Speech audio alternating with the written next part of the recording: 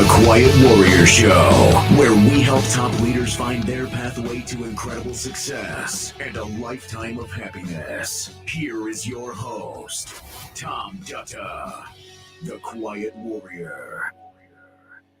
All right, everybody. Welcome to The Quiet Warrior Show. Tom Dutta, like butter. I never get tired of that intro.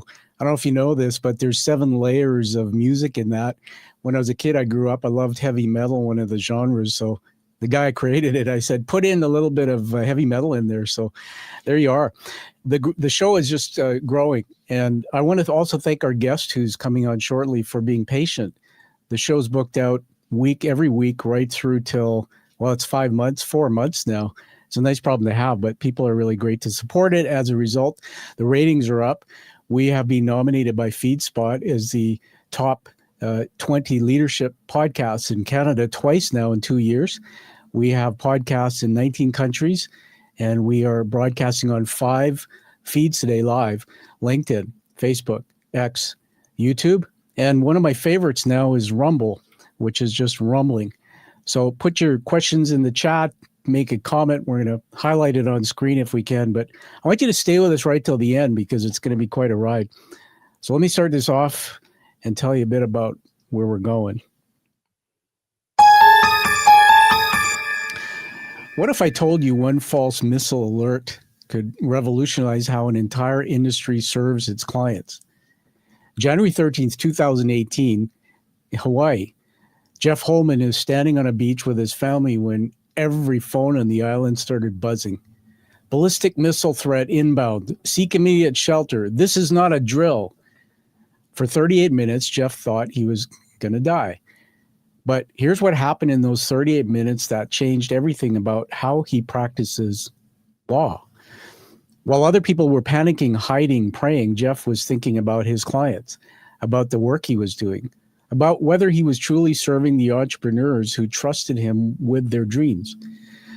When all the clear came, when they realized it was a false alarm, Jeff didn't just go back to normal. He made a decision that would disrupt the entire legal industry. See, Jeff isn't your typical lawyer or attorney. He's got degrees in electrical engineering, law, and an MBA. He thinks like an entrepreneur first, a lawyer second. And what he realized on that beach is that traditional law firms are failing the very companies that need them the most. Startups getting crushed by big law retainers for work that they don't need. Scaling companies stuck with small firms that can't handle their growth. Entrepreneurs paying for comprehensive coverage when they really need is the right expertise at exactly the right moment. So Jeff created something that didn't exist. The first fractional legal team model.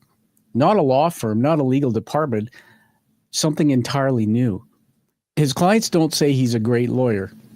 They say he thinks like a business owner, that he talks like an entrepreneur, not a lawyer, that he helps their ideas see the light of day. Today, we're diving deep into that story, the Hawaii wake-up call, the 3-degree brain that sees patterns others miss, and the fractional revolution that changing how expertise gets delivered in a startup speed world. Because sometimes it takes a false alarm to reveal what's real. This is Jeff Holman, and this is not a drill. Jeff, welcome to the show. Wow, that's fantastic. It's a privilege to be here. You captured a lot of that. I'm glad I was off screen so I could, catch my emotions. That was, it's a pleasure to be here though, Tom. Yeah, it's a pleasure to be here with you. The audience doesn't get to join us when we're in the green room, but we were chatting about you're in Utah there and you like skiing and maybe one day you'll come up to Western Canada to heli-ski. Tell us a bit about Utah, how beautiful it is out there. Oh my gosh, Utah is fantastic. I've lived here most of my life, and the thing is, if I walk out my door here in 5 minutes walking time, I can be headed up a mountainside, right? And it's not a hill. Like these are Utah mountains. I can go up thousands of feet to the first mountain, and then there's more mountains after that. So you just can't beat it. I hang out with my daughter on a mountain bike. We get out to the lakes. We ski, snowboard. It's just a phenomenal place to be. That's pretty cool. Well, seeing that we're talking about mountains, I didn't script this, but I'm just going to add something here. Tell us about that. What's going on there? That yeah, well, that was that's the base camp of Mount Everest, Wow. but as I like to call it, the second most exhausted day I've ever had in my life.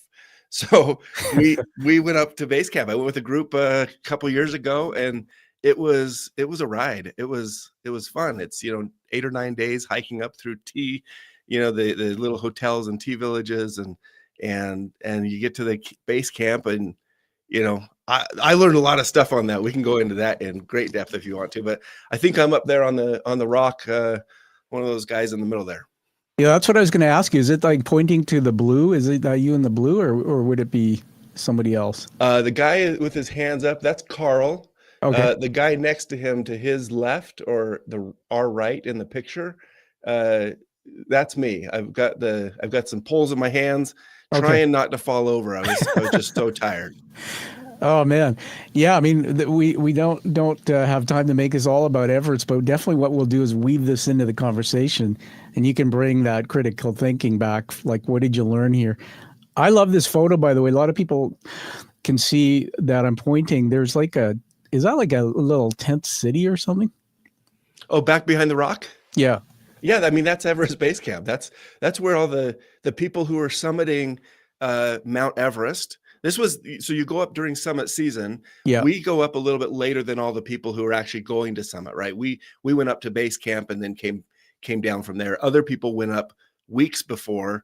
They stay in base camp. They hike up and down and acclimatize to get up the different, camp 1, 2, 3, 4, and then they eventually hopefully summit. So we were there while base camp was pretty much deserted, because all of those guys were up on the mountain. Wow, that's amazing. So I'm starting to get it now. I've seen so many movies and things, and Hollywood doesn't do justice. But Yeah. I'm looking at the 5,364 meters. I guess that's the elevation, obviously. Yep, that's where we were at. And the other thing that I would point out in this photo is behind you. So you can't see Everest Peak from base camp, right? You have to be outside of base camp because it's just it's so tall and behind another mountain. But Yeah. what you can see from base camp is the Khumbu ice fields, and that's see that. if you ever when you watch a movie, there's a couple of them out there, and they played them both for us while we were in one of these villages. I'm like, why do you play a movie about people dying on Everest when we're hiking up there? But you're up there and you see the Khumbu ice fields, which is essentially a moving, living glacier coming down the mountain continually, and people, I mean, that's the most dangerous part of climbing Everest, which I don't think I'd ever do myself, but Yeah. to be up there at the base of that and just be a part of it in a really small way was phenomenal. Well, congrats, man, because I got a lot of things on my bucket list. There's one I haven't done. You should do it if you want to. Yeah, well, maybe I'll come down and you can give me some pointers. All these people here, are there some of them or did you just go with a group or just join in? Oh, this is there's a story behind that, but I won't go too much into it. But I didn't know these people before I showed up. Okay. I had a group pre-COVID. They said, "Hey, let's go." Some local business people here in Salt Lake area. Pre-COVID, COVID hit. That got scrapped. After COVID, was after everything was settling down. Yeah. They said, "Hey, let's go." And then the guys I was going to go with couldn't go, but their friends went, and then they found some other people in their neighborhood, and all of a sudden I hooked up with these guys, and spent Very cool. Spent a time with them, and it was great people on a great adventure. Yeah, awesome. Well, that was a treat, and to the audience, I want you to go back and watch this segment because it wasn't planned, but did you see the upbeat and the inflection in Jeff, his body language, his voice? Man, you came alive, and I'm a big proponent of mental health strategies, but when you find something that lights you up like that, there's a clue there. Yeah. Hey, are you ready to go into Plato's Garden and have some fun? Let's do it. All right, stand by. I'm going to set this up. We'll edit this all later. What would it be like to go into Plato's Garden and have some fun with Jeff Holman? Well, everybody, welcome to Plato's Garden. And we're just going to put this on the screen so I can have Jeff beside it. So, Jeff, just explaining it to the audience, Plato's Garden. Plato was an Athenian philosopher during the classical period in ancient Greece, founder of what was called the Platonist school of thought, an academy from the word academia. and apparently the first institution of higher learning in the Western world. And there's a little picture there, Aristotle and Plato, they kind of used to walk and talk. So a very interesting concept. What we're going to do today is we're not going to be talking heads and me ask you a question, you talk, me ask. We're not going to be doing that. Okay. I think that human beings don't do critical thinking as well. You probably do it better than most because of what your background is. So we're going to go into the influences of context. What influenced Jeff Holman's work in life, his public work? We're going to go into 3 areas, and I'll weave this. You won't even know we're doing it. One is macro. What was happening in the world around you that influenced your public work? 2, mezzo. What was happening in the industry or sector where you do that work? And 3, my favorite is micro. What was happening with the man, yourself, that influenced you? And, sometimes we'll have people go right back to their childhood and tell us things about that.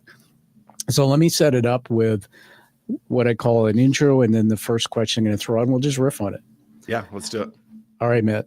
Call this setting the scene in Plato. So, Jeff, you've built your career around the idea that entrepreneurs need the right expertise from the right attorney at the right time. But it took a false missile alert in Hawaii to crystallize how you wanted to serve clients. So we're going to start here. I'll start what happened on the beach in 18 and how did this is not a drill become your siren call. So the first weave is in micro, the Hawaii wake-up call. Standing on that beach with your family, phones buzzing with missile warnings. What went through your mind? How did that moment change everything about how you practice law? Yeah, well, I'll admit the first thing that went through my mind is standing on the beach. I had my 2 daughters with me, and they said, "Hey, Dad, take a picture. We're gonna, go do a beach dive, walk into the ocean."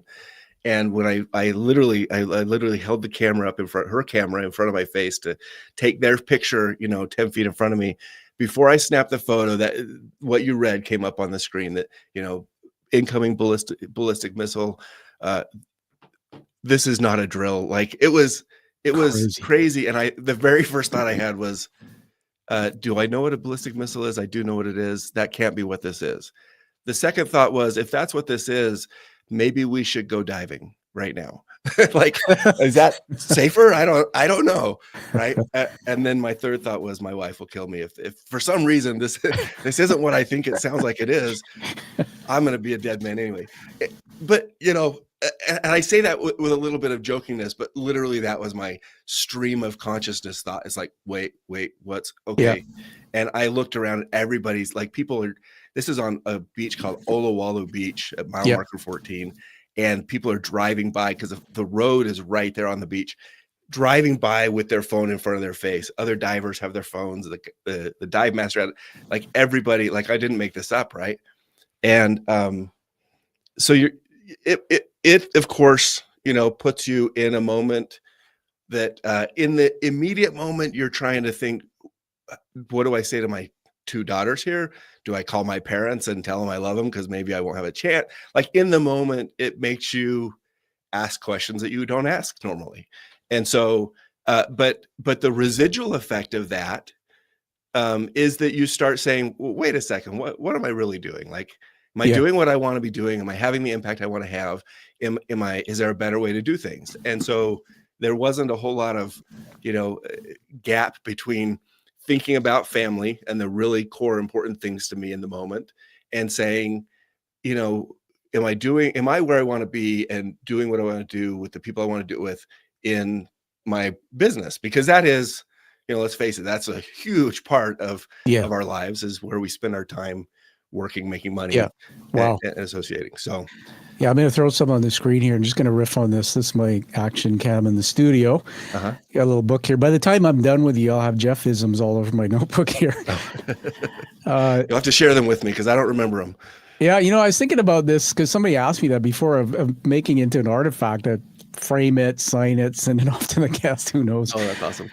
Yeah, wow. I just want to riff on what you just told us. So I wrote down here, missile, dive, wife, kill.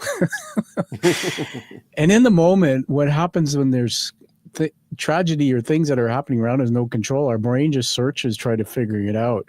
Yeah. And believe it or not, what your story triggered in me, and this is why I like talking about your stories, you'll never believe it. I got emotional, actually. I didn't expect to tell you this. But I was sitting on a couch January 18th watching the Super Bowl here, and January 2018, and a text message came in from my uncle Tom saying, "Call your mom. There's been an emergency." I call her, and I hear this: "I'm sorry, your father's died." Oh. And he had a heart attack in his bed, and I miss him. But that was like my missile moment, and I just learned a lot from you, because when that happened, I went numb. I didn't know what to do, what to think, and I changed my perspective about everything going on in my life at that moment. So I'm just going to take this camera off there and go back into Uluwatu. Uluwatu Beach sounds cool. Is that like the Big Island?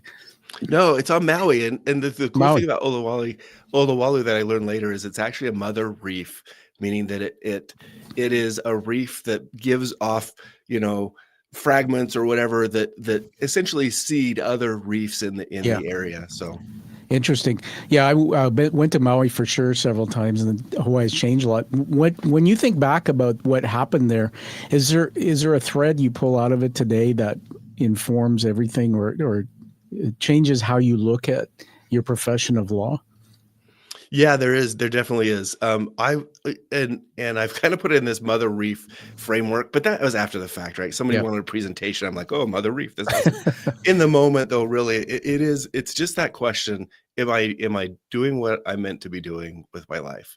And I don't know if I'm meant to be an attorney or a business person or an I see. entrepreneur or whatever, but this is where I'm at, and how do I make a bigger impact? I was like, doing certain things in my practice, working with Yeah. certain clients. I'm like, I think there is a better way to do this. Yeah. And I want to try and do it. Well, it's interesting. Now, the next thread here is the engineer, lawyer, MBA brain, I call it. So most people struggle with one career. You've mastered, I'm just saying, I think 3. What drives you to keep learning, and how does this thinking like an engineer make you a better attorney?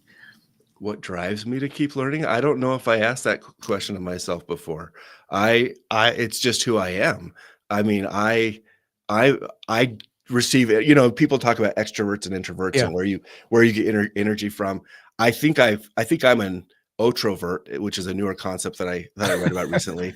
You can look it up and see. My wife and my mom agree with that when I read it to them a month or two ago. But I don't think I draw my energy from the quiet internal reflection, or from the the hustle and bustle of friends and stuff. I like all those things, but Yeah. I really get energized when I'm learning something new, and I'm like, oh, that's how those pieces fit together, and that means that these people could actually be doing it differently. And so kind of understanding how things come together, and Yeah. then how to apply those into situations. I don't know, it's just like a big puzzle, and I It's cool. really like it. Yeah, it's very cool. I'm going to weave in here a bit of neuroscience. You see behind me there, the TV, I've got a brain there. And I fell on my head in 18. Everything happened in 18. My dad died. I had a brain injury. It's Man. the year I'll never. There's so many good things too, right? But Well, that was just to chime in for a minute. That's also the year I got chased by a bear and thought I was going to die a second time. Okay. 18 was just the year, I guess. It must have been. And on the trails here, we have pictures of bears too. Kind of funny. But I brought that in because you said something insightful, which is a teaching moment for the audience, that when we're learning something new, I learned this from my research, that the brain releases dopamine. It's like this, what's going to happen next? And that's why so much is spent on courses, and people go back to Tony Robbins all the time. It's like, I want that rush. I want that rush. You sir have triggered something for people to realize that you can learn and you can do things to actually feel better, just experiencing new things. I'm going to call this breaking legal tradition. I'm in Canada, so we call them lawyers, barristers. There's all sorts of terms. A good friend who's one. You're attorneys. I don't understand the U.S. landscape. Lawyer, attorney, same thing here. Same thing? Okay. Yeah, same thing. Traditional law firms love billable hours. I'm just guessing. Watched the firm many times. You created fractional teams. Many people don't know what that means. What made you rebel, in my opinion, against the system that was supposed to make your profession rich? Let me give a contrasting picture to set this up. When I worked for attorneys, I'm the type, I'm like, well, let's see what happens. Let's try this. Maybe there's a better way to do it. Maybe. And I worked for an attorney one time, great guy, early in my career. And I talked to him. He said, well, I just don't appeal. We were doing patent stuff. He said, I don't do any appeals unless I know 100% I'm going to win. And I'm like, well, yeah, but what about the appeals that you might win for your clients if you did it a little, if you took a little bit more risk? I mean, you do that with the client's knowledge and permission, all that stuff, right? Yeah. But what about the ones you could win if you were okay taking, stepping out on the ledge a little bit more? And it just wasn't his philosophy. And he was also the guy, I never told him this, but I used to submit stuff that I knew was a little different than what he wanted to see, because I wanted to get his reaction and see if he said, oh, well, maybe we should try this. But, attorneys are just really conventional and often afraid of being out on the edges and, seeing what's out there. They're like, this worked. I'm not going to get sued if I do this. And, it'll be good for my client probably. That was 2005, 6, and 7 when I was out in California working with Dan. Really liked him. But I realized then that my brain worked differently than a lot of attorneys. And I wanted to be, that trailblazer. I wanted to be a little bit of a maverick going, hey, what if we do that? So I work with innovators, and all of my clients now are smaller startups and scaling companies that they by definition are building on the edge, right? They're out there. Now, they don't always know that they want attorneys who can work with them hand in hand doing that. But if they go to big firms, the big firms have to tell them in a 14-page memo, this is the stuff that you cannot do because blah, blah, blah. And here are all the, 13 pages of disclaimers why we told you this, so you don't sue us later. And I'm a little bit more like, that's not what clients need. That's like, I've been in-house, and these clients are building fast, moving fast, and they need good legal guidance, but they need it on terms that run parallel with their energy.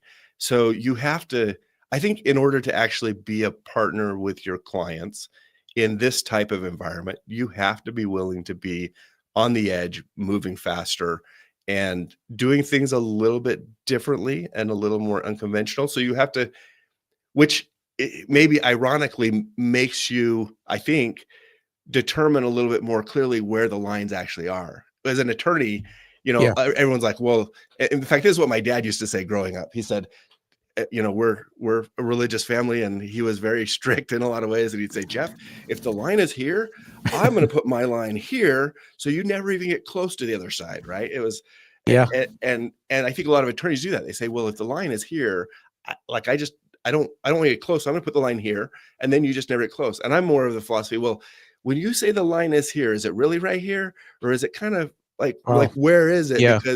Because my clients are trying to, they're trying to raise money when crowdfunding is not really defined or regulated, or they're talking about crypto, and crypto is kind of like, well, is it fiat or what? Like, what's the government going to do? Or, and a lot of these innovative companies, that's how they're built. The Airbnbs are violating municipal laws all over the place, and the Ubers and Lyfts they're violating, these taxi laws, and they have to do that to grow. And I'm not an advocate for violating laws, don't get me wrong, but you have to really figure out where the lines are so that you understand the risks better, so that you can then work more collaboratively with your clients. Otherwise, you're just another attorney, giving the same advice, and kind of, I don't think you stand out. You just, you might bill more or less, but you're just doing the same thing every other attorney's doing.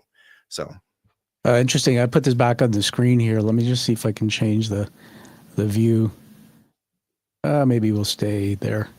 Man, so many things, and just back to my little notepad here. So many things that came to mind. You said something about I was back in California with Dan. Who is Dan? He was a partner that hired me. Okay. At the first law firm I worked for outside, after law school. Gotcha. And by state, because you're in Utah now, California, are things much different regulatory wise for attorneys by state, or is it? They're a little bit different, not much different. You have to be admitted to each state to practice in this state. But I was actually doing primarily patent law, which is U.S. federal-based law. I So see. it really didn't, you can Yeah. practice patent law if you're a member of the patent bar. Yeah. You can do that anywhere. Is patent trademark, are they aligned or like in the same Yeah, very domain? similar. So both types of IP, both regulated by Gotcha. the U.S. Patent and Trademark Office. They just protect different things. Interesting. Wow, man. I mean, I don't know a lot about because for my platform, my company, I registered it. So I had to go through that Oh, good. process. Yeah. And I just completed a doctorate, and don't want to make this about me, but I have a breakthrough idea that's come out of it. Oh, cool. I still have to be examined to get my doctorate, but I discovered online, this is how the world's changed. Maybe you have a comment. There's this organization, I won't promote it, but it's like you submit your idea and they do all the work behind the scenes. Within a day, they tell you what the risk is of it being successfully trademarked. And then if you want to go ahead with it, they tell you to select a country, and then they start the process. And if it gets challenged, then they have legal people online or available. I guess you pay for it. And I was thinking, like, when I started working with my lawyer, it took me this long to get my trademark. Now it's like a mouse click.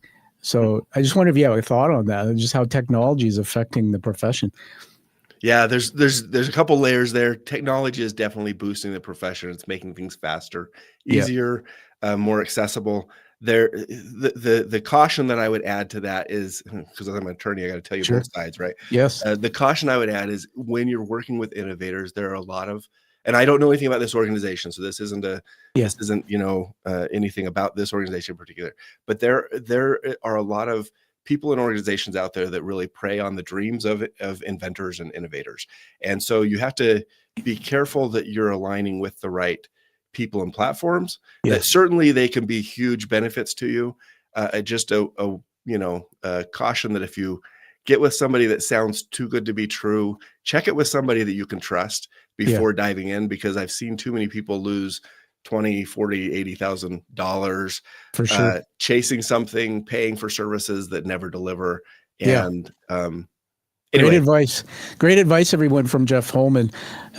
So a couple more things just off the page here. Your dad, we talked a bit about your family offline, but 7 kids, mom definitely amazing. Dad was construction. But you said something, and that's why we're doing critical thinking here in Plato's, because we're trying to get the audience to mesh all these thoughts together. And this thing about your dad saying, if the line's here, I'm going to put it here so you never reach it. Yeah. And it actually made me think about Elon Musk for a minute. And I was watching, I don't watch a lot of news because I think a lot of it's garbage, but they're showing those rockets that get launched, right? Mm-hmm. And they focus on the one that blew up. There was one. And they interviewed him, and he said this. He said in so many words, he said, we intentionally planned to we knew we were going to explode 2-3 times before we could find the limit. And I thought, man, that's exactly what you said. Mm-hmm. And my experience dealing with some of the lawyers I've dealt with up here in Canada, I wanted them to push the envelope, to go to the edge, to go past the edge. And they wouldn't do that, right? Yeah. And so I love your platform and what you're doing. Let's go back and put one more. Can I say you just might have made a connection for me, not to go into my childhood analysis too much, but that I've never thought of it that way. That might be the lines my dad created were all well intentioned and worked out great, because I think I avoided a lot of tribulations that other people maybe have had to pass through themselves.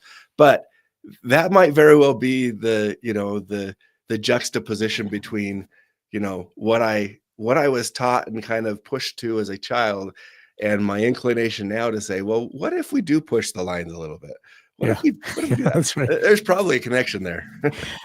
And by the way, if those watching us, look at that beautiful office that he's got behind him there. Jeff, I love your background, your office, your home office.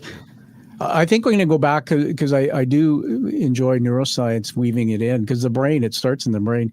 That you said something insightful that you caught me saying, and I'm just going to riff on this for a minute, that when we're kids, up until we get the frontal lobe of the brain working fully, which is probably 25, adulthood, stuff goes in and it literally lodges in our neuronal pathways as thoughts, and we believe it. And then unconsciously, some of those, it could be little tracks like on a vinyl record that play over and over again in the background. And the brain, I've learned, goes to this unconscious bias, which is looking for danger first. Mhm. Well, you might have a thinking track that says, no matter what, I got to push the envelope. No matter what, how about trying this? And I think, man, that it's a gift because you're an innovator and a lot of people can't do that. So let's keep going here. That was fantastic, that thread. Let me go to now the mezzo, which is the sector that influences the context of your work. I call this business innovation. So the fractional revolution, you didn't just create a new law firm, you created a new category, in my opinion. So walk us through what fractional legal teams actually means for a startup founder who's at 2 a.m. worrying like me in his bed about contracts and issues. Yeah. So it starts with the context of attorneys either work for law firms or for companies, right? We call that outside counsel a lot of times and inside counsel. Yeah. I've done a little bit of both. I've done a lot of outside and a little bit of inside. And when I went inside to a company, they'd raised $70 or $80 million at the time. They needed someone to help with their intellectual property management. And they brought me in, they started giving me all this other stuff that wasn't IP. And I thought to myself, 2 weeks in, I'm like, I've been doing this the wrong way. Like this, I've been practicing the way attorneys taught me to practice, not the way business people need me to practice. And it really struck me as, at first there was a little bit of fear. I'm like, man, they're going to fire me. And then I thought, well, until they fire me, I'm going to figure this out. Like this is an opportunity to really get better at my trade. And so I spent a lot of time thinking about how to be a partner to the business. And there's a phrase you hear in law a lot, but a lot of law is talk, not action. I was trying to put it into action, right? How to be a partner to the business and work in a way that really facilitates their objectives. Well, I did that first off by going and getting an MBA and saying, I need to understand the language they speak. And it truly does. Like getting an MBA, people are like, why are you here? You're an attorney with a law firm. Like, I'm like, because I want to know what my clients are saying, like truly understand what they're saying, what they're getting at. And it worked better than I thought it would. I've got some stories about that. But Jeff, can I just just riff with you on that for a minute? Yeah, because for sure. I'm familiar with MBA. Typically MBAs are broad general education, but did you do some type of a project in the MBA that helped you gather this knowledge you were looking for? Like, what was it about the MBA that got you to learn how they speak? Or you said something interesting. Yeah, I think it just put me in the right environment. I actually wanted more out of my MBA. It was a great program, but like I went in and I said, I want to learn about strategy. So I took a strategy class, right? I see. And I tried to take some classes that were aligned with entrepreneurship as opposed to like large global corporate management. Yeah. I got less out of those than I wanted to, but my reaction to getting like the strategy class was all about ERPs, like enterprise systems, right? How to run all your everything. And I'm like, wait, this is this is what strategy means at this level. I'm like, this can't be what it means. Like no small business owner, no small innovative company, no startup thinks of strategy as I need to buy $1 billion ERP to run my entire business, right? That's not what strategy means at that level. So it actually, I was like, oh man, this does not fit with me. I've got to go figure it out. So it pushes me it gave me a setting and a reason to go out and do my own thing a little bit more and explore and figure out. And so I've actually come up with like a 5-factor framework for business strategy that I think applies universally to businesses. But that's like, your question's great because the short answer is, well, the MBA was fine and helped me learn, about some of the accounting terminology and stuff like that I do use with my clients. But the fact that I didn't get exactly what I wanted out of it actually propelled me to go and dig deeper on my own. And I've gotten so much out of the collective experience that I just speak differently than, I've got great friends who are attorneys. They're fantastic attorneys, probably better attorneys than me in certain ways. But I just speak differently than they do. I'm not even sure I'm an attorney anymore. I love it. Everybody, we honor Jeff Holman here. He's speaking the language so we can understand him. I had a friend of mine take a cheap shot at another friend of mine who's a good lawyer. And he said that lawyers are in business because they write all these documents that are so complicated, they need each other to interpret it. And it's through my injury. I went through an injury claim, by the way, when I had my concussion, and I won't get into the private details, but I went into mediation and all this, and man, my head spun because I would have to interpret what they were trying to tell me, and it was really hard. I'm going to put this back up on the screen again. Okay. This awesome picture, everyone, if you saw it at the beginning, look, we're weaving threads here about the hero's journey and figuring out who you are. And I figured there's something going on here. First of all, this Everest Base Camp thing. So again, you're doing something most people generally wouldn't do. You're pushing the envelope. And then you talk about your dad, and he's taught you as a kid to set the boundaries. Then you talk about your MBA, and I don't hear you saying the MBA was awesome and, I got everything I wanted out of it and I applied it and my business growing. You're going like, it was good, but I wanted more out of it. And dude, I think we're finding now through critical thinking that who you are, you are one of those that people, you're so curious that you're like a trailblazer. So it really fits. We're going to get into your business in a minute here. Next thing I want to throw out there in Mezzo is legal landmines. In your 2 decades serving entrepreneurs, what are the hidden legal bombs that explode businesses before founders even know they're in danger? Is there anything that comes to mind? Yeah, I'll give you some kind of broad answers, only because every the situations are all really similar. They just happen in different order sometimes. Yeah. But the two things that that companies don't do and should do to save a lot of these issues, because there are always going to be issues, whether or not they kill you, whether or not they kill your business. I should say kill your business, not kill you. I didn't mean that. Whether or not they kill your business, it depends on a bunch of specific factors to that business. But the risks are there, and the risk that they're big risks to your business is also there. And so the two things that people ought to be doing is, one, they ought to be road mapping out their business milestones in advance. Every business should look 12 to 18 months ahead, say, I don't have a perfect plan, but this is my plan right now. And I'm going to be, hiring people, bringing on founders, raising money, entering into partnerships, launching a product, whatever it is, like those big milestones that you would celebrate as a founder, like list those out, because there are legal issues that are surrounding each of those. And so if you can have it, even just, you don't want to pay an attorney, I get it, but sit down and pay an attorney for an hour of time. Say, here's where my business is going. What types of things should I know about when I'm doing this or when I'm working towards this? And just walk through those milestones and get a little bit of a legal roadmap that parallels your business roadmap.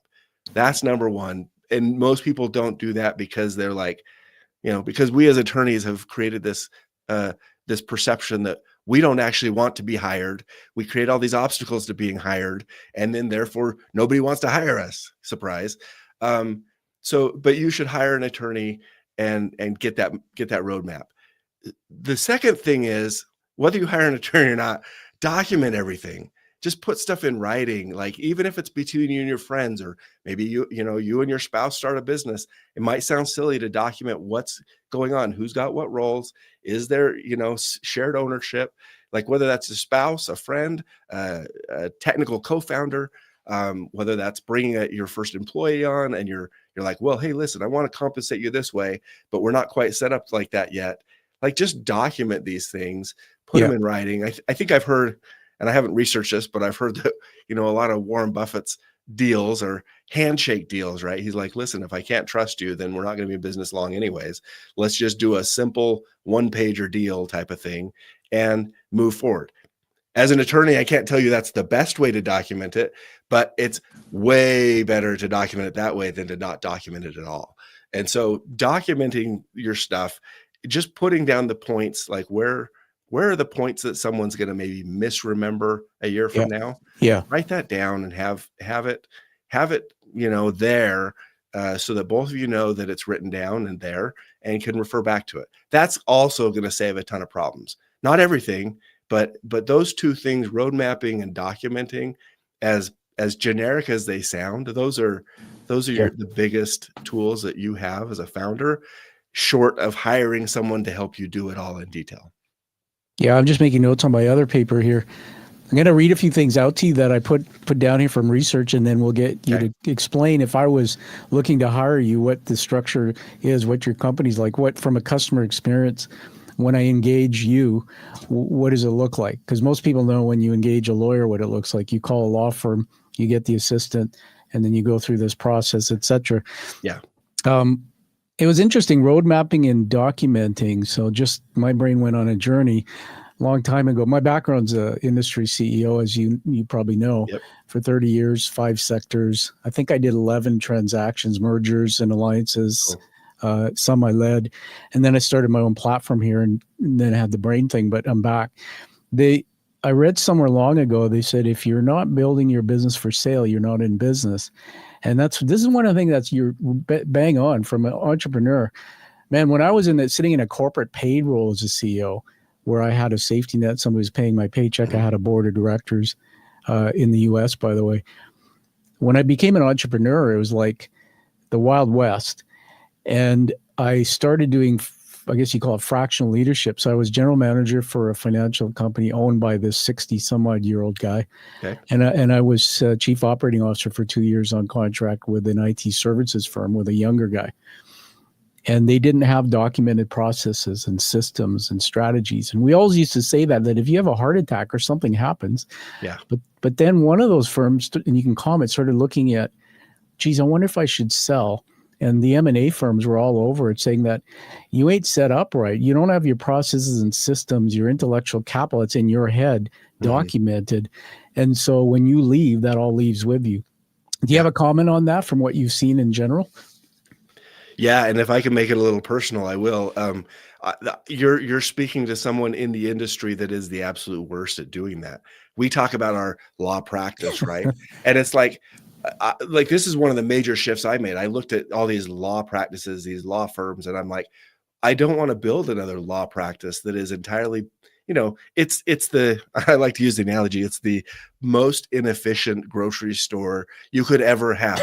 We have one item on one shelf and it expires every single minute of the day. It's like having an apple, and every minute you got to take that apple off and put a new apple on. Yeah. Well, that apple is our minute, right? If our minute expires, it's just waste. We don't get it because the way we bill is by time. And then what we do with that, I saw a comment the other day. People are like, yeah, margins in law firms are great. I'm like, no, margins in law firms are awful because you don't have a margin because you just took all of that, paid it as wages. That's not a margin. They're different. Wow. Wages and Yeah. margin are not the same thing. Yeah. So lawyers are terrible, and I'll just say that bluntly, at thinking about their practice as a business. They don't implement systems. They don't create a business with the potential to sell it someday. And that was one thing that I wanted to do. And I talked to my clients about the same thing. I'm like, listen, let's get ready so that if you decide to, and that's when we do like a free strategy call with a potential client, I always ask, what's your roadmap? What are you doing now? Yeah. Where do you want to take this business? Is this something you're looking to sell? Is this an invention you're looking to license out to somebody or to sell off or manufacture yourself? Like, we want to know the long-term goal of that business, because you're absolutely right. A business only has value if you can sell it someday. And if you're not building it in a way where you can sell it, the value, I guess it only has, long-term value, enterprise value, if you're building it to sell. You can have operating value, but once that operating value, once you stop operating, especially if you're an attorney with a 1 minute expiring inventory, that once you stop operating, your business becomes worth essentially zero. And that seems like a lot of effort to put into something for no residual value. Yeah, it's amazing. I read you something here in a minute, but you triggered in me when I had my concussion, my business was scaling. So I built the platform I have, and it was scaling. So I got it up to actually replace my CEO level income. Cool. But I wanted to scale it, meaning multiples, millions. And then the injury hit. And man, I felt like an idiot because I've advised people all my life, make sure you have the base covered. Did I have disability benefits and things? No, because I was self-employed. Did I have things documented where I could hand it to my wife, who's part owner? Say, can you just pick this up? Because I had a portfolio of clients. No. So it really makes you think. And it's important. So I'm going to read this out. I put down business model. I want you to tear it apart, correct me, because I want you to find sort of how people would engage you. Like what's the process to get you to work with them? So I put business model, intellectual strategies offer 5 core services. Fractional Legal Team, startup law, IP strategy, patents, trademarks. Yeah. Instead of one generalist attorney, clients access specialists in precise moments, incorporation attorneys for setup, IP lawyers for protection, strategic advisors for scaling. Just lay the land, build a picture, and how do people work with you? Yeah, the short answer is people will engage us in one of two ways. It's either I call it transactional or fractional. Transactional being project by project, a la Yeah. carte. People often come to us early in their, inventing stage, for example, and say, I need a patent. Or they say, I've got a brand and I need a trademark, or I need a contract. And so we'll do transactional work, a lot like other law firms do. Yeah. Where we really are different is in the fractional team approach. So when people building businesses get to the point where they start saying, I've got these issues and I've got this one that I think it's going to be a problem, but I've been putting it off. And then I just keep having problems or things. I need a contract. I need a patent. I need I'm trying to raise money, or I've got this little dispute. All of a sudden you get bogged down with what I like to refer to as this closet full of legal skeletons, right? And you're like, I don't want to open that closet because number one, I don't want to face the issues in there. I don't like it. And number two, who do I hire to do that? Like that's a patent guy, that's a contract guy, that's a corporate guy, that's a litigator. Like I don't want to hire one attorney, let alone hire multiple attorneys. And it just, all of a sudden you've got this weight behind you and it's going to become a problem. You don't know when and you don't know how big. But when people get to that point, that's where we really come in and shine, because we built a team. I mean, there's a bunch of benefits to it, but the team approach really does a few things that I'll list out. One, it allows you to get access to the right expert for the right problem at the right time. It's not just Jeff Holman with a really extensive patent background and some general counsel background. If you've got an employment issue, you can get access to somebody with the employment expertise. If you've got a dispute, you can get access to somebody with dispute resolution or even litigation expertise, or, you name it. We cover 98% of what somebody needs. So you get this ability to get the right person at the right time without having to go out and, ask your buddies, who's the attorney for this, or who do you hire for that? And go through the engagement process with a new law firm every time you have a new problem. That's I'd say the major benefit, but the kind of the tangential benefits that come from that is by working with a team, now you're not overloading one attorney who becomes your bottleneck. You've got access to multiple. And as you scale, the capacity for your legal team to scale with you is there, right? Whereas if you're a single guy or girl out there practicing law, I've seen a lot of friends do this. They're like, I'm in between jobs. I'm going to go just become a fractional general counsel for a little while. And if you're good, you start picking up clients, and all of a sudden those clients are growing. And then 9 months later, you're like, wait a second, I am busier now than I was before. And all my clients are growing. My capacity is capped. How do I keep servicing them while they're growing? I just created a different problem than I had before. So you really, and that's thinking about it from the attorney side. Thinking about it from the client side, because I've had clients come to me and they're like, we hired this person, and then 9 months later we had to hire another person. And then now it's 6 months later, we're coming to you because we don't want to have to keep hiring and onboarding new legal people every 6 or 9 months. It's a real disservice to the client if you can't scale with them. So we've got this fractional model where we just say, let's roadmap out where you're going. Let's look at kind of your legal needs over the next 6, 12, 18 months. And let's set up this flat fee, monthly, we call it a retainer, right? Monthly retainer fee, where we'll just be available and we'll plug in whichever attorney you need, right? For the problems you're dealing on, we'll plug in, we'll do all the tracking. We'll do all the, we want you to call us. We're not going to bill you for, a 6 minutes or 15 minutes every time you call us. We take away the kind of the obstacles to bringing work to us so we can help you do the work and get it done. And so what we really are trying to achieve with that fractional model, and I think we're doing a good job with it, is feel like we are, one, part of your team, two, accessible whenever you need us for the right expertise, and three, maybe have this feeling of being the legal team just down the hall. When I was in-house, I was just down the hall. I was at different times, I was, sitting right next to the CFO or down the hall from the CEO, and they would just stop in. They'd be like, Jeff, I got this issue. Can I ask you about it for a minute? that's what you want as Yeah. both an attorney and as a team. And the model that a lot of law firms have adopted restricts that. We know this. People don't want to call their attorney to talk about the problems. We want you to be able to come to us and get the right person on the either on the phone, via email, or hopefully it feels like popping your head in their office down the hall and just saying, hey, you got a minute? I got this issue and I want to talk Yeah. through it. I think that's So really awesome. yeah. I was just thinking about, I wrote down what you said, that the team down the hall. I love that. Is there a size of client? And tell us about the team. You don't have to tell us about people, but how is your team look like? And is there a certain profile of client that you would serve? Because small businesses may not be able to afford services. I don't know. Yeah, some of our, small businesses who only need one-off things, we typically handle that transactionally. I see. They Okay. they don't, and I'll tell a lot of people when they call, you don't need us at this level. But when you grow, if you grow, this is there for you.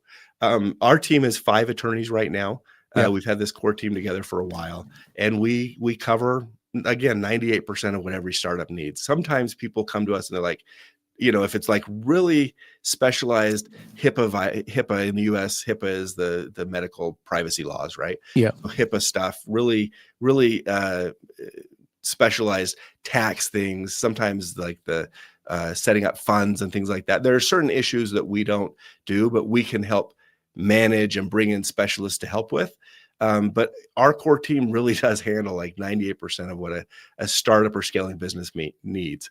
And what that means to us is we work with innovators, people who are creating brands, products, platforms. That translates often into SaaS companies, e-commerce and CPG companies, and tech, what I call tech and R&D companies. And they're usually on the smaller side, in that they're between $5 and $50 million in annual revenue. They haven't reached a point where their board of directors says you must hire the $2,000 an hour attorneys that I use for all of your stuff, right? They're getting to that stage, but they're not there yet. And so that's who we often work with, and it'll usually be the CEO, sometimes the CFO who calls us. One of the last clients who hired us, he said, hey, I was asking around, I've got this fractional CFO and I've got a fractional CMO, and I was talking to my friend and he's like, why can't I do the same thing with attorneys? And I'm like, no, you can. Let me introduce you to Jeff. So I like that, the whole concept of fractional. And you mentioned about how the team down the hall. I've always thought, with being an entrepreneur myself, that I go to a lawyer or an attorney when I have a problem. And it's a complete paradigm shift. And I love this. And I'm going to draw a parallel to something that you may not expect. But after I talk about my brain injury a lot, because it taught me a lot, that today I always say to people I coach, because I do exec coaching too, that I believe you should have a psychiatrist or a counselor in your care team, your health team. Yeah. All right. So it's physical and mental health together as one, especially when you're at the C level. I coined this phrase. I'm proud of it. CEO. I said it in my TED Talk, crack emotionally often, which is the pressure. But you should have various things in your care team. So I think businesses should have a fractional legal resource. And I just think it blows my mind what you're doing there. Seeing that I think you're creating a customer experience. Like, I already like you a lot because of the way you're making me feel. It's like I can understand you, but I want you down the hall if I needed somebody, and I want a team. That's kind of you. Yeah. And then client, I just wrote this in the research, testimonials consistently highlight that Jeff's team talks like business owners, not lawyers, and provides strategic advice rather than just legal compliance.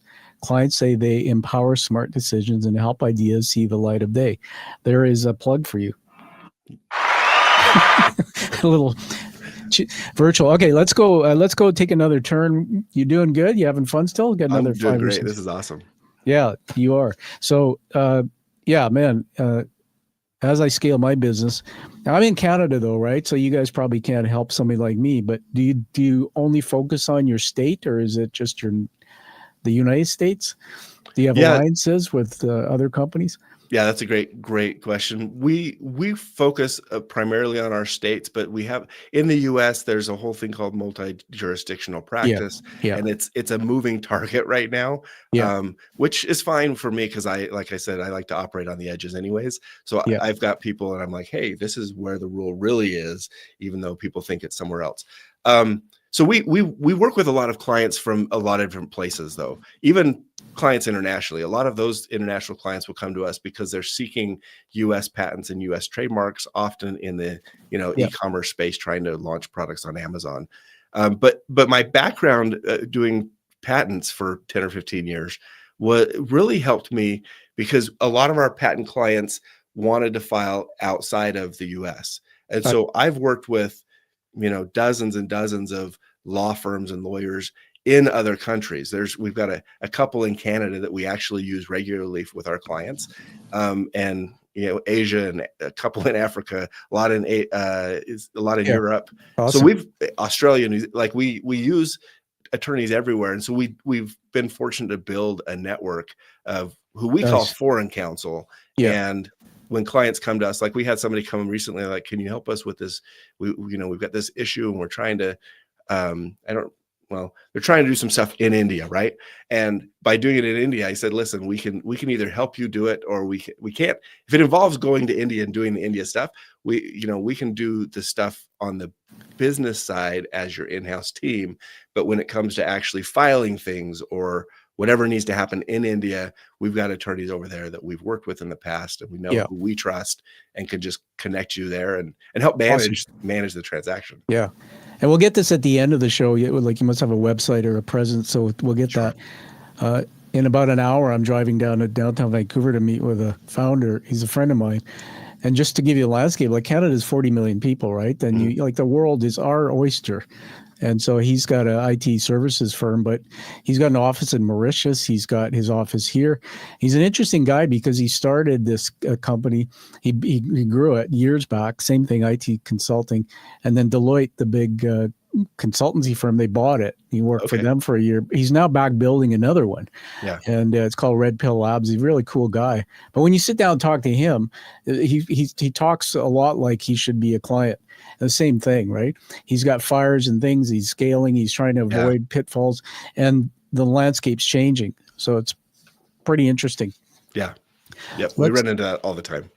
Yeah. And that's where my business will be headed too. So we'll definitely be talking down the road. I just want to throw something out from macro. So again, this is the global context. What's influenced your work? I'm just going to pick one question here. Beyond legal, the fractional future, your model spreading beyond law into other professional services. Tell me if I'm wrong in saying that. But what does this fractional revolution mean for how we think about expertise in the future? Fractional is amazing. When I first started, I didn't hear the word fractional. I called it integrated legal counsel. But as soon as I heard fractional, I'm like, well, the world's adopting that. We should go that direction. And I think it's the way that most small businesses should operate. You don't need the overhead of hiring somebody full-time like me or like a CFO or whatever, but you do need, and you'll benefit greatly from the expertise of somebody who's been there and doing that for years and years and years. You can hire that and hire who you want to work with. That's what you need to do, number one. But if you want to work with someone who's got the expertise, you're going to benefit so much, because we've seen down the path further. We've seen around the corners that you haven't looked around. We know what's in the closets that you haven't opened yet. And so just getting access to somebody, whether it's legal, financial, marketing, strategy, you name it, IT, like getting somebody who's seen around those corners, seen behind those curtains, can be hugely valuable for your business. It's what de-risks the path that you're on. Yeah, totally. I mean, one of my favorite things to do is to get in a room and talk to a resource, somebody like you, or whether it's another functional area of my business, and just talk for an hour. Right. And I don't know what I don't know. The other thing I really am a fan of is large language models, like the old AI thing. And we could not get in debate on whether that's a thing or not. But before I go into a meeting with somebody like you, I'll go into my large language model, and I'll say I'm meeting with this guy. Here's his name. Here's his firm. Help me prepare what to maximize my time with him. What are the top 5 questions, or what should I tell him about my business that he can connect to? And I throw this picture back up here just for fun. Oops, I'm just going to add it to the screen. You're a really good speaker, man. I'm sure you've been told that. But this, thank you.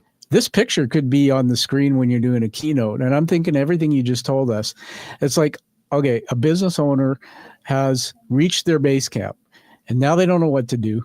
And so they come and they sit down and talk to you or your team and say, look, in a year, I want to get to the top of that peak. What are all the pitfalls? What's the roadmap look like? What's the strategy? Am I crazy? Can I do it on my own?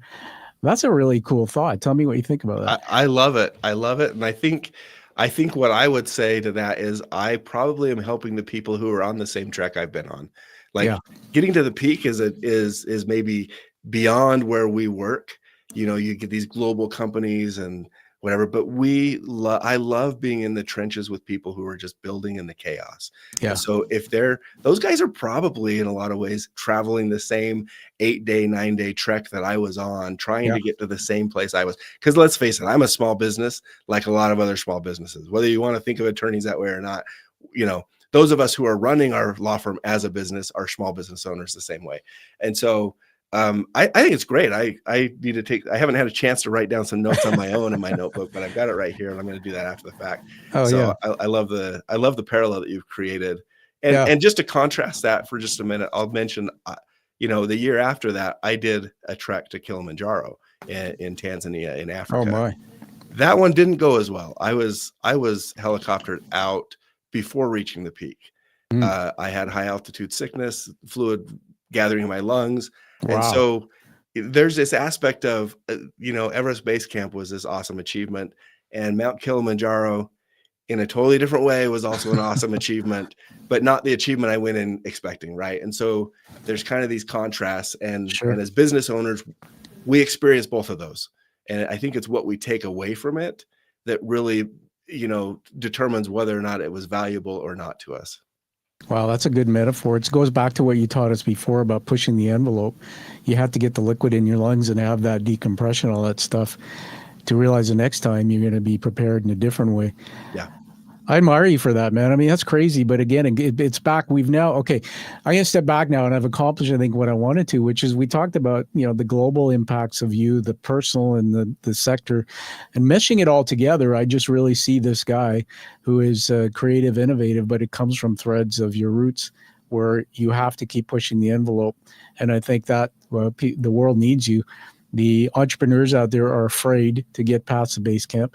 I used to say to my friends before I built my platform, because it took me a lot to go do something on my own. Mm-hmm. I burned my boat from corporate, that I'm the kind of guy who used to sit and couldn't get to the base camp because I worried about all the things that would go wrong in between. Yeah. And so neuroscience tells me we need somebody at our side who can help us push through that, because the brain in itself, it tends to go and look at danger first. The last thing I will say is about fear, doing it in fear. Mm-hmm. And what I'm seeing you bring to the table just from interviewing you, to everybody out there who needs a good resource, call Jeff. A lot of founders won't say it. And when I coach them, they show up in a cone of silence in coaching with me with blood on their shirts. And then they reveal their fears. Yeah. They won't do it because it's lonely at the top. You need to reach out and talk to Jeff. Let's do 2 more quick questions, and we're going to move to honoring you with an award. Okay. Oh, wow. Yeah. All right. So this is a segment we've been having fun with called the unwritten chapter. Okay. You think about books, right? So the book the book that changes everything. So if you wrote a book that every entrepreneur had to read before starting their company, what would be an insight that could save them years of pain? That sounds like that answer could be a book or a single statement. I'm not sure which, but I think a lot about strategy. I mentioned the 5-factor framework that I do. That's a book I've contemplated, but I'm not sure that's the answer to this one. I think it's important to think strategically about your business, and I think every business owner should do that. But to maybe build off of the last thing you were talking about, the fears, I adopted a slogan for my law firm 12 or 15 years ago, and that slogan is innovate with confidence. And it came about because in the inventor innovator side of things, Yeah. I see a lot of people who take certain actions that are kind of the easy actions. And for me, that, getting a patent is, believe it or not, one of the easier actions in trying to invent a new product, right? Yeah. Get a patent, build a Yep. prototype. The rest of it is really, really hard. And I see a lot of people stall out after doing a couple of the first steps, but not going, not moving on to the next camp or village or whatever you want to call it. And so I surveyed a group one time, a group of inventors, and I said, well, what are the reasons this happens? What are the fears that keep you from moving on? And I came up with what I call the 4 fears. We don't need to go into that, but there are these categories of fears. Tell us quickly, whatever you want. Oh, well, the fears are the fear of the unknown, fear of loss, specifically a fear of theft for inventors, and then fear of success, right? And those each have kind of their own threads to them. But as I've talked with people, they have these fears. And my tagline, innovate with confidence, came before the realization of what these fears were. But what came after the realization of the fears was that fears are all future looking. You said that before, I'm afraid of what's going to happen. I projected all these things, and fear is all future looking. And the only thing that brings the future into the present is taking action. So when you take action, love it. There is absolutely no reason to be afraid anymore, because you know the results. Whether you like the results or not, you know them. So there's no reason to fear what's coming when you've already experienced the actions you've taken. So I think there's a book around there somewhere, or there's some insights, or maybe just some random advice that I might give people about overcoming fears by taking action, so that you can innovate with confidence. I mean, look at the paper now; it's full, right? I told you that. But I wrote down there the unknown fear, 4 fears, just 4 fears: unknown, loss, theft, success. And I think the reality is that most founders, owners, entrepreneurs, they are too afraid to be vulnerable and tell people that they have these fears. And so we need help. Let's go to the last question. And this question comes from our last guest. We call this the Warrior Torch segment, where the last guest leaves you a question, and then I'll be connecting to get you to leave a question for my next guest. Okay. I usually don't tell who the guest is, but this lady was incredible. She's an Olympian, a world champion Olympian rower, Canadian, who is blind. She's, no pun intended, stumbled into rowing when they told her she couldn't be a teacher, she'd be no good. And she became world champion. So I had her on screen. It was quite something. If you watch the episode, you can find it. She's got these dark glasses. It's crazy, Jeff. Just a quick side story. Never have I interviewed anyone where halfway I stopped and went, holy shit, you don't know what I look like. Yeah. And so I actually took that moment to explain to her what I look like. It was the craziest thing, right? Trying to describe yourself. Very thoughtful of you too. Thank you. Until I started explaining my lack of hair and things I didn't like. I mean, it is what it is, right? Yeah, you got rock star here. Okay, so here's the question. When life strips away the titles, roles, and routines that define you, what part of you still burns bright enough to guide you forward? That is a deep question. I'm a little counterculture. I have not built my life around titles or the fame or money that maybe, or the ego that a lot of attorneys maybe have. And I don't blame them for that. Like that's part of who they are. It's just not part of who I am. It's not what drives me. So what's left over? I think I've put a lot of effort into being me, for one, understanding who I am, that I love learning, that I'm going to take those opportunities, especially to travel and do things where I'm exposed to new learning opportunities, and the connections that I have, right? I'm left with connections. I'm left working. My wife is upstairs. She just tried to call me. She's probably wondering if we're going to go get lunch or something. I'm left with the connections that I have. My kids who have moved out, my son who still lives with us, my parents who are 40 minutes away. Like I'm left with those. So strip everything else away, I think I've still got quite a bit left over. And I think I could be a happy man with those things. Wow. Amazing. What's your wife's first name? It's Brooke. Hey, Brooke, he's going to come for lunch soon. I've kept him a little bit over.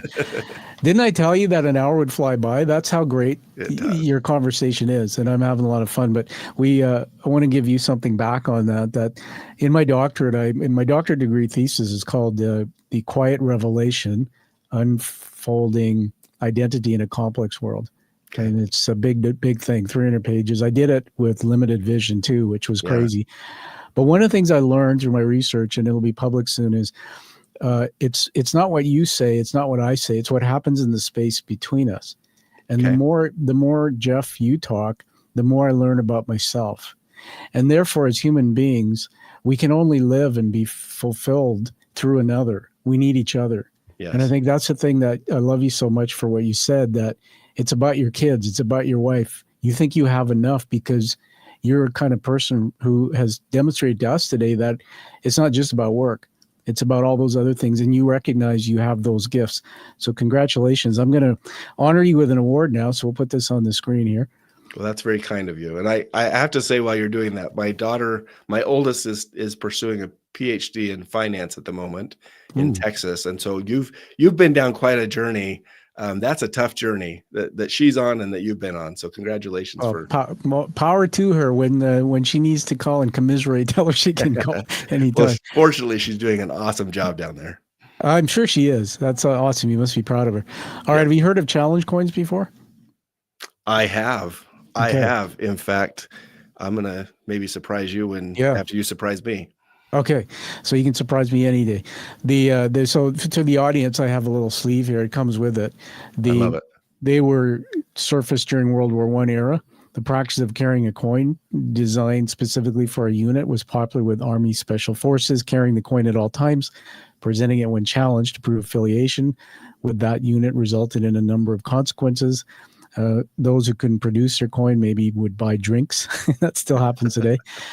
But the thing is that when I started the show, because I vet hard, I don't get everybody on. It's got to be revealing that I wanted something the 1% in the world who are making impact could carry.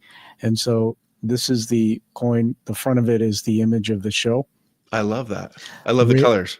Thank you. And the back is The Hero's Journey by Joseph Campbell, the intricate detail of the journey one takes to find truth and go out and in the world and do something with it. So congratulations on being inducted into the Quiet Warrior community. Well, thank you so much. And I feel very lucky to be part of it. And also lucky that maybe coincidentally, I love to send out a challenge coin because I know these are exchanged. This is something I had a couple years ago. One of the employees that worked at a company I was with came and he was in a branch of the military in the US. And he said, "Hey, Jeff, you might not know what this is. This is a challenge coin. It's really meaningful to me. I want you to have it." A lot of times, people exchange these coins and this is for you. And I got that. And about a year later, I'm like, why am I not doing this with my clients, with my podcast hosts and guests? And so I actually created one too, I don't know that this matches the what you've done, but this is my Prometheus coin, hearkening back to a little bit of the discussion of Greek culture. That my wife is part Greek, so this has some additional meaning. But Prometheus brought fire to the humans and was punished for it. And I've created this. I will share one of those with you also. Oh man, I'm humbled, and I love the background or the thoughts behind it. It's got substance, so I'm honored. So thank you. So on that note, tell us where people can get a hold of you. Anything you want to say other than what you've already said? No, I want to thank you first of all. This has been a fantastic conversation. You're an absolute wonderful host, and it's been a pleasure to be here. If people want to get in touch with me, I'm active on LinkedIn. Reach out. You'll see me. I mentioned something about fractional legal, but also on my website, I love to do initial strategy calls with potential clients and just walk through what's the mess you've made and what's the goal you're working towards, where you at. And so people can get on my website, intellectualstrategies.com. They can find a way to book a call with me there and set up a chat. So it's pretty easy. Yeah, we'll put that in the show notes for sure. Thank you. So everybody, find the true purpose that you have, find the life, but live the life you deserve and desire, just like Jeff has taught us here. Jeff, it's been a real honor, and thank you for being here. We'll have you back again. It's been my pleasure, Tom. Thanks. All right, you're welcome. Stand by. Thank you for listening to the Quiet Warrior Show. Create is a motive-based leadership development firm. I think I gotta put that in my office on the www.kreat.ca. wall. That's a great photo. I gotta Photoshop me in there. Yeah. You're welcome to.